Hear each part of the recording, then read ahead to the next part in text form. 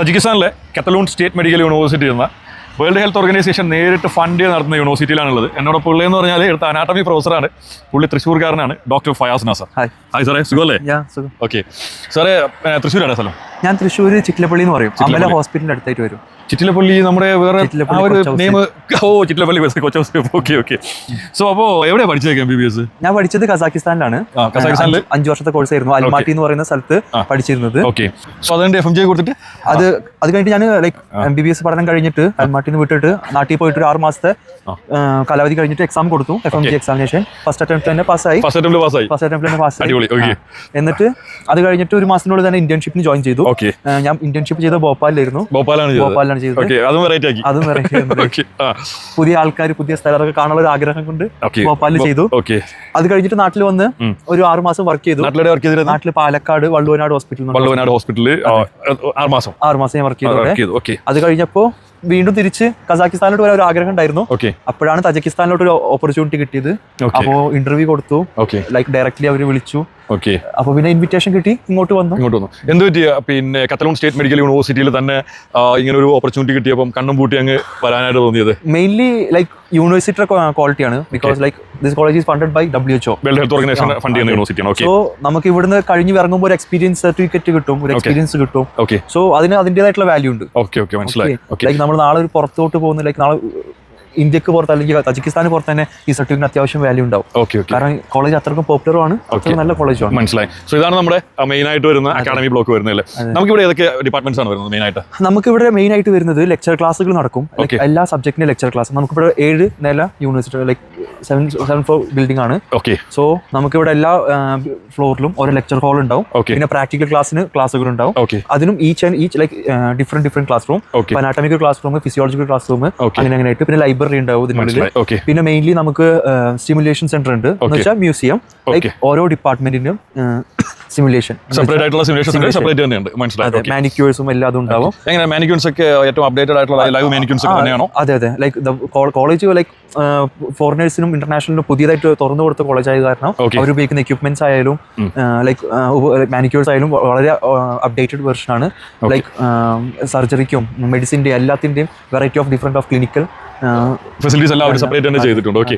So പിന്നെ നമുക്ക് വരുന്നതെന്ന് പറയാൻ എനിക്ക് തോന്നുന്നു നമ്മുടെ ഇതിനകത്താണെന്ന് തോന്നുന്നില്ല, ഓഡിറ്റോറിയം നമുക്ക് വരുന്നത്. അതെ, ഓഡിറ്റോറിയം വരുന്നുണ്ട്. നമുക്ക് ഫ്രഷേഴ്സ് പാർട്ടി, അതുപോലെ ഗ്രാജുവേഷൻ, കോൺവക്കേഷൻ, എനി ഫെസ്റ്റിവൽസ് എന്തെങ്കിലും വരുമ്പോൾ നമുക്ക് ഡയറക്റ്റ് മ്യൂസിയം ഉണ്ട് ഇവിടെ, ഓഡിറ്റോറിയം. ഓക്കെ. അപ്പോൾ ഇൻസൈഡ് തന്നെ അത്തരം കാര്യങ്ങളൊക്കെ ചെയ്യാനായിട്ടുള്ള ഓപ്ഷൻ ഉണ്ട്. ഓക്കെ. അത് സാറിന്റെ ഡിപ്പാർട്ട്മെന്റ് സാർ നേരത്തെ പറഞ്ഞു തന്നു. അതാണ് ഡിപ്പാർട്ട്മെന്റ്. രാവിലെ 8 മണി മുതൽ 5 മണി വരെ ക്ലാസ് വരുമ്പോൾ നമ്മൾ ഡിപ്പാർട്ട്മെന്റിലും പോകും. ഇവിടെ മെയിൻ ബിൽഡിംഗിലോട്ടും വരും. മനസ്സിലായി. ഹോസ്പിറ്റൽ നമ്മുടെ മെയിൻ ബിൽഡിംഗിന്റെ പിന്നിലായിട്ട്. ഈ ബിൽഡിംഗിന്റെ ബാക്കിൽ. അതെ, ഈ ബിൽഡിംഗിന്റെ പിന്നിൽ. നമ്മുടെ പേയ്മെന്റ് ഇത് ഏത് വഴി നമ്മുടെ എൻട്രി വരുന്നത്? നമുക്ക് നമ്മുടെ എൻട്രൻസ് വരുന്നത് അങ്ങനെയാണ്. 2 എൻട്രൻസ് ഉണ്ട്. ഒന്ന് പിന്നെ ബാക്ക് വഴി വരും. ഒരു റോഡ് വഴി വണ്ടി പോകുന്ന വഴി. നമുക്ക് ഹോസ്പിറ്റലിലോട്ട് പോകുന്നുണ്ടെങ്കിൽ ഡയറക്റ്റ് അങ്ങനെ പോവാം. അതാണ് സ്മൂത്ത് ആയിട്ടുള്ള എൻട്രൻസ്. അനാട്ടമി ഡിപ്പാർട്ട്മെന്റിലോട്ട് വരാന്നുണ്ടെങ്കിൽ ഈ എൻട്രൻസ് ആണ് വരുന്നത്. ഓക്കെ. ദെൻ കഫറ്റേരിയ ഇവിടെ ഇരിപ്പുണ്ട്. ഓക്കെ. സോ എല്ലാം നമ്മുടെ എന്താണ് സിംഗിൾ ക്യാമ്പസിനകത്ത് തന്നെ ഉണ്ട്. ദെൻ ഹോസ്റ്റലിൽ നേരത്തെ ഫസ്റ്റ് ഞാൻ പോയപ്പോൾ കാറിൽ പോയി, തിരിച്ച് ഞാൻ നടന്നു വന്നു. വെറുതെ ഡിസ്റ്റൻസ് എന്ന് അറിയാനായിട്ട് ഭയങ്കര നിയർ ആണ്. എനിക്ക് തോന്നുന്നു ജസ്റ്റ് ഒരു 5-6 മിനിറ്റ് നടത്താൻ പറ്റുന്ന രീതിയിൽ വളരെ നിയർ ആണ്. ഇപ്പൊ നമുക്ക് ഭക്ഷണം കഴിക്കാനൊക്കെ പോകണമെന്നുണ്ടെങ്കിൽ അല്ലെങ്കിൽ എന്തെങ്കിലും ആവശ്യത്തിന് 5 മിനിറ്റ് 10 മിനിറ്റ് കൊണ്ട് പോയി വരാൻ പറ്റും. മനസ്സിലായി. എങ്ങനെയുണ്ട് പിന്നെ ഇന്ത്യൻ മെസ്സ് ബാക്കിയുള്ള കാര്യങ്ങളൊക്കെ? ഞാൻ വളരെ സാറ്റിസ്ഫൈഡ് ആണ്. കാരണം തജിക്കിസ്ഥാൻ പോലത്തെ ഒരു കൺട്രിയിൽ ഇതുപോലത്തെ ഒരു സിറ്റുവേഷൻ നമുക്കൊരു സൗകര്യം കിട്ടാന്നുള്ളത് വലിയൊരു കാര്യമാണ്. കാരണം ഇന്ത്യൻസിനൊന്നും കൂടി ഓപ്പൺ ആവുന്നുള്ള രാജ്യം. അത്യാവശ്യം ഇന്ത്യൻസ് ഉണ്ട്, എന്നാലും ഞാൻ പഠിച്ച സമയത്ത് ഞാൻ ഉണ്ടായ സ്ഥലത്ത് വെച്ച് നോക്കുമ്പോൾ ഇത് എനിക്ക് കിട്ടിയ വലിയൊരു സൗകര്യങ്ങളാണ്. Indian mess, hostel, 24 hour guard, protection, everything. അതായത് നമുക്ക് നോർമലി ഒരു സ്റ്റുഡന്റിന് വേണ്ടിയിട്ടുള്ള എല്ലാ ഫെസിലിറ്റീസ് ബാക്കിയുള്ള കാര്യങ്ങളൊക്കെ അവർ കൊടുക്കുന്നുണ്ട്. സോ അവരുടെ പ്രാക്ടിക്കൽസ് ബാക്കിയുള്ള കാര്യങ്ങളൊക്കെ ഹോസ്പിറ്റൽ ക്ലിനിക്കൽസ് അങ്ങനെയുള്ള കാര്യങ്ങളൊക്കെ നമുക്ക് ഫസ്റ്റ് 2 ഇയറിൽ പ്രാക്ടിക്കൽ സബ്ജക്ട് ആണ് കൂടുതൽ. Anatomy, physiology, biochemistry, pathology, microbiology. അത് കഴിഞ്ഞാലാണ് നമുക്ക് ക്ലിനിക്കൽ സബ്ജക്ട്സ് തുടങ്ങുന്നത്. അപ്പോൾ നമ്മൾ ഡയറക്റ്റ് ഹോസ്പിറ്റലിലായിരിക്കും ക്ലാസ് നടക്കുന്നത്. ബട്ട് അറ്റ് എ ടൈം നമുക്ക് നോൺ ക്ലിനിക്കൽ സബ്ജക്ട്സ് ആയ കാരണം ലെക്ചർ ഒക്കെ മെയിൻ ബിൽഡിംഗിൽ നടക്കും. പ്രാക്ടിക്കൽ ക്ലാസ് ഒക്കെ അനാട്ടമി ബിൽഡിംഗിൽ നടക്കും. നമ്മൾ അനാട്ടമി ബിൽഡിംഗ് 2 മണിക്കൂർ നേരമായിരിക്കും ലാബ് ഉണ്ടാവുക. ആ സമയത്തായിരിക്കും നമ്മുടെ ഡിസെക്ഷൻ, കഡവർ ഡിസെക്ഷൻ അത് ഉണ്ടാവുക. അത് കഴിഞ്ഞ് കഴിഞ്ഞാൽ നമുക്ക് കുട്ടികൾക്ക് 4 മണിക്ക് ശേഷം വന്നിട്ട് ബോൺസോ മസിൽസോ പഠിക്കാൻ വേണ്ടിയിട്ട് സെപ്പറേറ്റ് ആയിട്ട് വരാം. നേരം വേണമെങ്കിലും വന്നിരിക്കാം. മനസ്സിലായി. സോ ഇവിടെ കറന്റ് സ്റ്റുഡൻസിന് സഫീഷ്യന്റ് ആയിട്ട് കടവേഴ്സ് ബാക്കിയുള്ള കാര്യങ്ങളൊക്കെ പ്രൊവൈഡ് ചെയ്യുന്നുണ്ട്. ഓഫ് കോഴ്സ് നമുക്കിപ്പോൾ മെയിൻലി 2 കടവേഴ്സ് ആണ് ഇന്റർനാഷണൽ സ്റ്റുഡൻസിന് മാത്രമായിട്ട് കൊടുത്തേക്കുന്നത്.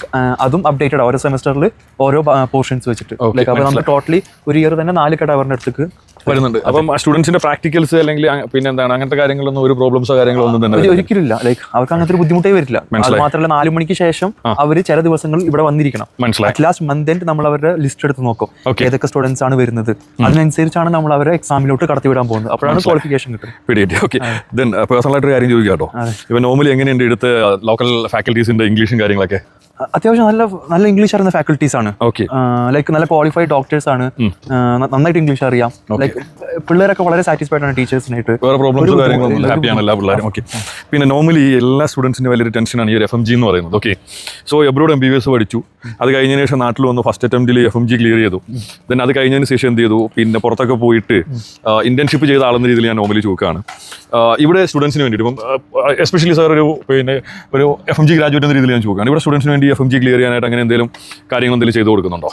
ആക്ച്വലി നമ്മളെടുത്ത് ലൈക്ക് വരുന്നതിന് മുന്നേ നമ്മളുടെ മെയിൻ കാര്യം നമ്മളോട് പറഞ്ഞു വെച്ച് കഴിഞ്ഞാൽ ഇന്ത്യൻ സ്റ്റുഡൻസിനും കൂടി ആക്സെപ്റ്റബിൾ ആയിട്ടുള്ള രീതിയിൽ വേണം പഠനം മുന്നോട്ട് കൊണ്ടുപോകാൻ. ഓക്കെ, ലൈക്ക് അവരുടെ ടോപ്പിക്സ് ആയാലും ലൈക്ക് കരിക്കുലം ആയാലും നമ്മൾ ഇന്ത്യൻ രീതിയിൽ കോറിലേറ്റ് ചെയ്യണം. മനസ്സിലായി. ഓക്കെ, അപ്പോൾ നമ്മളിവിടുത്തെ കരിക്കുലം പോലും പഠിപ്പിക്കുന്നത് ഇന്ത്യൻ രീതിയിലാണ്, സിസ്റ്റമാറ്റിക് ആയിട്ടാണ് നമ്മൾ പഠിപ്പിക്കുന്നത്. അപ്പോൾ ലൈക്ക് ഫസ്റ്റ് ഇയർ മുതൽ അവർക്ക് എല്ലാ ശനിയാഴ്ചയും ഞായറാഴ്ചയും FMG കോച്ചിങ് ഉണ്ട് നമുക്ക് ഹോസ്റ്റലിൽ കൊടുക്കുന്നത്. എല്ലാ ശനി ഞായറും പിള്ളേരെ വെറുതെ കൊടുത്തില്ലേ? ശനിയാഴ്ച ഉച്ചക്ക് വരെ ക്ലാസ് ഉണ്ട് അവർക്ക്. വൈകുന്നേരം നമുക്ക് ശനിയാഴ്ച FMG കോച്ചിങ് ഉണ്ടാവും. അത് കഴിഞ്ഞ ഞായറാഴ്ച മോർണിംഗ് മുതൽ ക്ലാസ് ഉണ്ടാവും.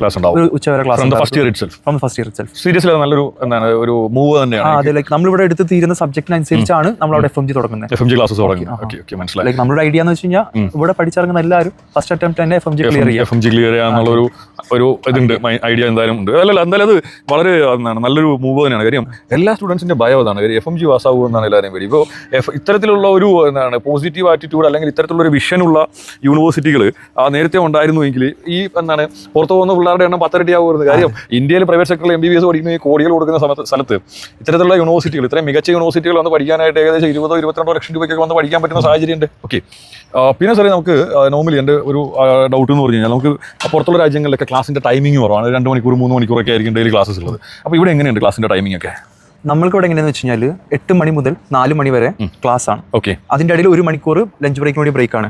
സ്റ്റുഡൻസ് കറക്റ്റ് 7:50 ഗേറ്റ് കടന്നിരിക്കണം. Okay, 7:50. Okay. Because 7:50 they will close the gate. Okay. So like അതിനുശേഷം കയറാൻ അവർക്ക് പറ്റിയില്ല, അവർക്ക് ആബ്സെന്റും കിട്ടും. മനസ്സിലായി. ഓക്കെ, അപ്പോൾ ലൈക്ക് സ്റ്റുഡൻസ് കറക്റ്റ് ആയിട്ട് 8 മണിക്ക് വരും, 4 മണിക്ക് പോകും. ഓക്കെ, ഇതിന്റെ ഇടയിലാണ് ബാക്കി ക്ലാസും കാര്യങ്ങളൊക്കെ നടക്കുന്നത്. അപ്പം അറൗണ്ട് മിനിമം ഒരു 6 to 6.5 hours അവർക്ക് പ്രോപ്പർലി ക്ലാസ്സസ്. ഞാൻ ഈ യൂണിവേഴ്സിറ്റിയിൽ നിന്ന് ഉള്ളോട്ട് കയറുന്ന സമയത്ത് അവിടെ ഈ ഫ്രൈസ് ഒക്കെ സിസ്റ്റം ഒക്കെ വെച്ചിട്ടുണ്ട്. അത് സ്റ്റുഡൻസിന് വേണ്ടിയുള്ളതാണ്. സ്റ്റുഡൻസിന് സെപ്പറേറ്റ് ആയിട്ട് ലൈക്ക് ലോക്കൽ സ്റ്റുഡൻസിന്റെ എൻട്രൻസ് വേറെയാണ്, ഇന്റർനാഷണൽ സ്റ്റുഡൻസിന്റെ എൻട്രൻസ് അതിൽ കൂടിയാണ്. മനസ്സിലായി. അപ്പോൾ ലൈക്ക് പിള്ളേരുടെ ഫേസ് റെക്കഗ്നൈസ് ചെയ്തിട്ട് പിള്ളേർക്ക് അതിനനുസരിച്ചാണ് ഡെയിലി അറ്റൻഡൻസ് വരുന്നത്. അതിനെ ബേസ് ചെയ്തിട്ടാണല്ലേ. എന്തായാലും കൊള്ളാം, നല്ല പരിപാടിയാണ്. കൊള്ളാം, നല്ലൊരു ക്യാൻറ്റീന് രാവിലെ ഇവിടെ വന്നിട്ട് ചിക്കൻ സമൂസയും ബാക്കിയുള്ള കാര്യങ്ങളൊക്കെ കഴിച്ചു.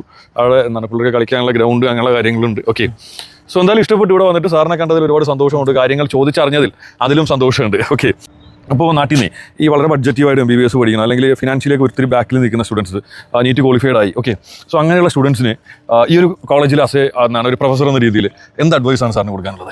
മെയിൻലി നമ്മൾ ലൈക്ക് ഒരു FMG ആയിട്ട് പഠിക്കാൻ പോകുന്നുണ്ടെങ്കിൽ നമ്മൾ മെയിൻ ഉദ്ദേശിക്കുന്നത് അറ്റ് ലാസ്റ്റ് ഇന്ത്യയിൽ ഡോക്ടറായിട്ട് തിരിച്ചു കയറാൻ എന്നുള്ളതാണ്. അപ്പോൾ അഫ്കോഴ്സ് നമ്മൾ ഒട്ടും ലേറ്റ് ആവേണ്ട, നമ്മൾ ഇയർ ഒന്നും വേസ്റ്റ് ചെയ്യാണ്ട് നമ്മൾ FMG പാസ്സാവാം, ഫസ്റ്റ് അറ്റംപ്റ്റ് തന്നെ പാസ്സാവാം. സോ അതിനുള്ളൊരു ബെസ്റ്റ് ഓപ്പർച്യൂണിറ്റിയാണ്. അഫ്കോഴ്സ് നമ്മൾ ഫസ്റ്റ് ഇയർ മുതൽ FMG ട്രെയിനിങ് എല്ലാതും നമ്മൾ കൊടുക്കുന്നത് വിത്ത് കരിക്കുലം. സോ ടൈം വേസ്റ്റ് ചെയ്യരുത്, അത്രേ ഉള്ളൂ. ലൈക്ക് നീറ്റ് കിട്ടാൻ ബുദ്ധിമുട്ടുള്ളവർക്ക്, മനസ്സിലാവുന്നവർ ലൈക്ക് കൂടുതൽ സമയം അഫ്കോഴ്സ് നീറ്റ് കിട്ടുന്നുണ്ടെങ്കിൽ ഓക്കെ, ഇല്ല കിട്ടുന്നില്ല ലൈക്ക് ബുദ്ധിമുട്ടാണെന്നുണ്ടെങ്കിൽ നാട്ടിൽ പഠിക്കുന്ന അതേ സൗകര്യത്തോടു കൂടി ലൈക്ക് ഹോസ്റ്റലുണ്ട്, മിസ് ഉണ്ട്, FMG പ്രിപ്പറേഷൻ ഉണ്ട്, എല്ലാം ഉണ്ട്. ആ ഒരു സൗകര്യത്തോട് പഠിക്കാൻ ഏറ്റവും ബെസ്റ്റാണ് കാത്തറോൺ സ്റ്റേറ്റ് മെഡിക്കൽ യൂണിവേഴ്സിറ്റി. ഓക്കെ സാറേ, thank you very much. Okay, thank you.